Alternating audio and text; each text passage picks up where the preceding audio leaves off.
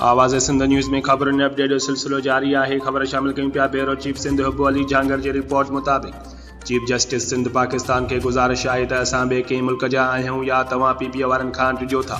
अहिड़ो इज़हार कंदे सॻियूं लॻे बडी जो रहवासी जुड़ियल मल्हा पाक सिंध प्रेस क्लब हिंगोरजा पहुची दाहींदे चयो त मियां असद चनो जेको यूसी सॻियूं पीपल्स पार्टी जो सदर आहे ऐं उन ग़रीबनि लाइ कणिक जे पोखाईअ लाइ ॿिज ऐं भाण मिलियो आहे जेको मनपसंद माण्हुनि खे ॾिए थो। मां ग़रीब आहियां, मूंखे खातनि जो जवाब ॼाणाए मोटाए छॾे थो।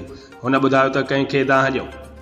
घरनि ठहिण जा पैसा ॿिज कलर कंहिं ग़रीब खे नाहे मिलियो। सभु वॾेरा खाई विया, ग़रीबनि खे नाहे मिली सघियो। वधीक चयईं त हाणे हिननि खे मुक़ाम में छॾियो वञे त ही ग़रीबनि जो कफन लाहे पंहिंजो पेट भरे।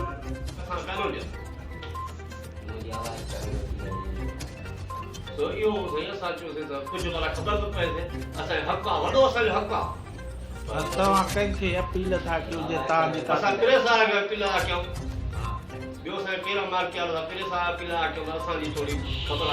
ख़बर पई चए थो असां वोट पर ईअं न आहे, हे पंहिंजी लिस्ट ॾिए थो पियो।